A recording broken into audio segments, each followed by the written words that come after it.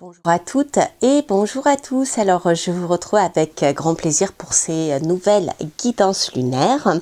Alors cette fois-ci pour cette dernière lune de l'année, puisque nous sommes en période de la pleine lune. Voilà, elle aura lieu le 30 décembre à 8,53 degrés du Cancer plus précisément.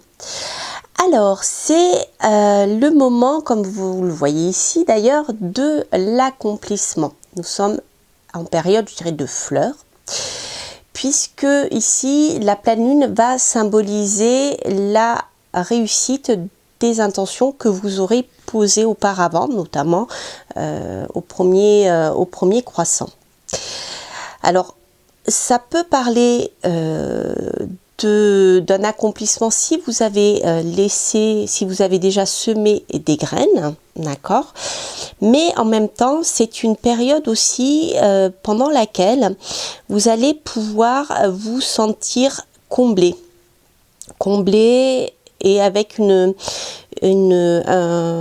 une sensation de plénitude sur le plan affectif, émotionnel, créatif, tout ce qui va concerner je dirais la capacité de création, l'imagination, la voyance, la sensibilité, vous voyez, tout ce genre de choses. C'est une période aussi qui peut être favorable pour vous pour pouvoir mettre en application vos capacités de voyance, d'intuition. Voilà, c'est une période qui est très favorable si justement vous n'êtes pas spécialement dans l'attente d'un résultat que vous auriez souhaité auparavant et pour lequel vous aurez semé des graines. Si par contre vous avez lancé des souhaits, si vous avez lancé posé vos intentions, eh bien, pour ceux qui recherchent quelqu'un, un partenaire, c'est une période qui est très favorable pour rencontrer quelqu'un. Nous avons ici le chevalier qui est là. Donc en tout cas, quoi qu'il en soit, c'est une période, lorsque la pleine lune a lieu dans cette maison lunaire, dans cette mention 8, c'est une période qui est extrêmement favorable à la famille, aux enfants, à l'amour aussi en général.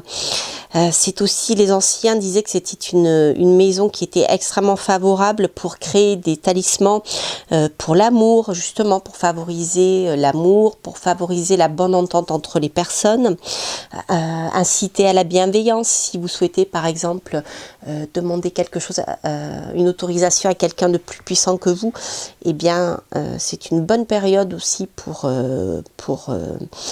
demander ce que vous souhaitez en fait, voilà, de créer des talismans pour inciter la personne à être bienveillant avec vous, voyez, ce genre de choses. Avec le chevalier, donc bien sûr ça peut nous parler de la rencontre de quelqu'un, d'un chevalier, d'un amoureux. Ça peut aussi nous parler simplement de votre capacité à pouvoir protéger ceux que vous aimez et surtout à défendre ce que vous avez réussi à acquérir, c'est-à-dire si vous avez réussi à monter votre foyer, à avoir des enfants et surtout à être heureux, à avoir cette sensation d'accomplissement, eh bien vous serez prêt et vous aurez toute l'énergie nécessaire pendant cette période pour défendre ce que vous avez réussi à construire si besoin. Voilà, avec le chevalier, je dirais, vous êtes prêt à défendre la veuve et l'orphelin, et même en ce qui vous concerne, à défendre vos proches, ceux que vous aimez, mais aussi à défendre votre stabilité, votre bien-être que vous avez peut-être mis un moment à construire et à mettre en place. C'est vraiment très sympa. Alors en même temps, ça peut aussi nous parler d'héroïsme, d'une forme d'héroïsme par rapport aux idéaux, voilà.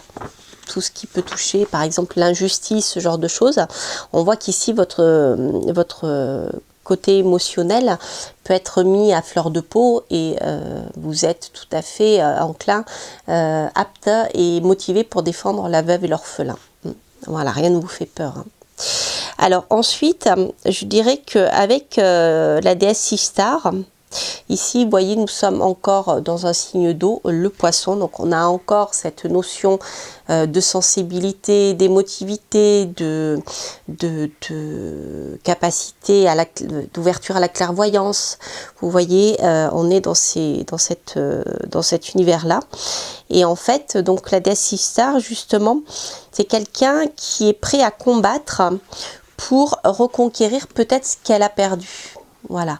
Donc si vous avez la sensation d'avoir ou que bientôt vous risquez de perdre, eh bien cette bataille durement gagnée et que vous souhaitez préserver votre foyer, votre bien-être émotionnel et autres, eh bien vous voyez, on a avec Ishtar la confirmation de ce qu'on avait ici. Donc ici, je dirais même plus que vous aurez en plus la capacité à contourner les obstacles parce que ici, avec le signe du poisson, on vous incite à être malléable et surtout à vous adapter. L'eau, lorsqu'elle rencontre une pierre, elle ne cherche pas à la casser en deux pour passer, elle la contourne, vous voyez. Voilà, donc il y a aussi dans ce tirage cette sensation que votre capacité héroïque pour protéger ce que vous avez acquis et pour protéger votre bien-être émotionnel peut se faire aussi par l'adaptabilité et on n'est pas obligé de sortir les armes pour être vainqueur et protéger ce qu'on aime. Voilà, c'est un peu ce que nous dit cette carte. Là, il y a de l'eau qui, je dirais, cette fois-ci, on avait deux tirages qui étaient très chargés en feu, là, les deux dernières fois. Ici, on a beaucoup d'eau et là, vous voyez, en plus, donc, nous avons encore la Lune, forcément, puisque nous sommes dans le Cancer. Et nous avons, j'allais dire Vénus, mais non, c'est Pluton. J'allais dire une bêtise, mais on a, voyé, cette notion quand même émotionnelle et affective qui ressort dans la carte du chevalier. Moi, j'y vois Vénus aussi, hein. Voilà. Voilà ce que je voulais vous dire. Alors, bien écoutez, bah, je l'ai tiré. D'habitude, je la tire au dernier moment pour vous réserver la surprise. Donc, la carte de la déesse sombre, hein, bien sûr, du jeu de l'oracle de la déesse sombre. Et la dernière carte du jeu, bien sûr, qui est la déesse sombre. C'est-à-dire bien celle qui est arrivée au bout de son chemin initiatique pour être, justement, pour être dans cette sensation de plénitude féminine. Vous voyez, on insiste ici vraiment sur pour moi ici c'est un tirage qui reste très féminin dans le sens où on parle beaucoup d'émotionnel, ce qui ne veut pas dire que ça ne peut pas s'adresser aux hommes, hein, bien sûr, mais il y a quelque chose en tout cas qui est très fort au niveau de l'énergie ici, qui est plutôt dans l'énergie féminine que masculine, même si on a le chevalier. Parce que vous voyez, pour arriver à défendre ce que l'on souhaite, ça sera par la malléabilité, et par la souplesse, et par la ruse, hein, un peu détourné comme les poissons, voilà. Donc c'est pour ça que c'est pour moi un tirage qui a un côté très féminin, très yin quelque part. Et donc la déesse sombre, pour moi, avant de vous lire le texte, nous parle vraiment de cet accomplissement. Voilà, comme on disait là, vous êtes dans votre accomplissement, dans votre plénitude. Alors, je vais vous lire une partie du message divinatoire. Alors, vous pouvez faire de plus grandes choses. Vous avez toutes les compétences des divines révolutionnaires. Votre individualité magique fait de vous une artiste de la vie et non pas une suiveuse crédule. Votre message est important. Ouvrez totalement la porte de votre moi profond et laissez-le agir sur le monde avec force et fracas. Votre magie féminine veut triompher du scientifiquement correct. Votre originalité veut terrasser le commun et l'inattendu. Quand je vous parlais de créativité, on retrouve aussi là, ici, cette créativité et là, on nous parle carrément de terrasser le commun et l'attendu, hein.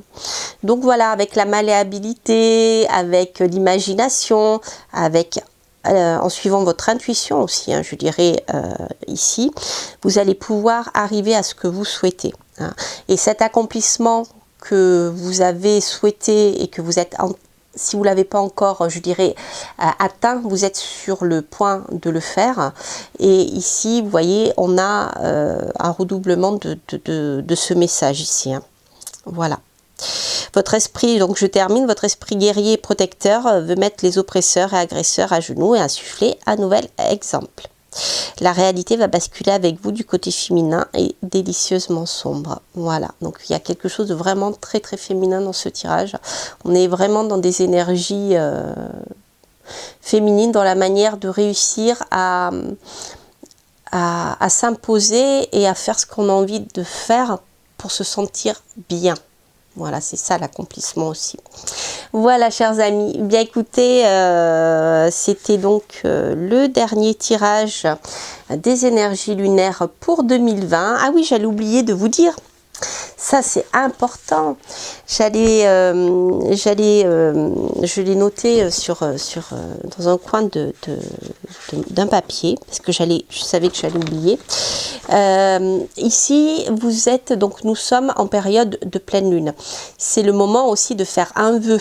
Hein. C'est le moment de remercier, bien sûr, la lune si elle vous a apporté les résultats que vous attendiez, mais c'est aussi le moment de faire un vœu, et je dirais même doublement, parce que cette pleine lune a lieu le 30 décembre 2020, donc elle va s'étendre jusqu'au premier quartier.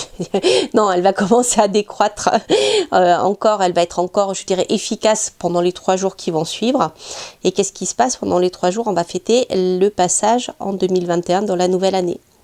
Donc c'est vraiment, je dirais, si vous devez un jour faire un vœu à la pleine lune, je crois que là c'est le moment ou jamais de faire un vœu pour 2021.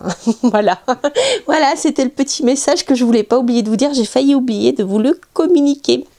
Voilà, bien écoutez, je vous souhaite plein de belles choses pour ces derniers jours de cette nouvelle année. Et puis je vous donne rendez-vous l'année prochaine pour plein de belles choses. Et bien sûr, je vous retrouve pour vous présenter les nouvelles de l'année 2021. Je vous embrasse et je vous dis à très bientôt pour de prochaines aventures. Portez-vous bien.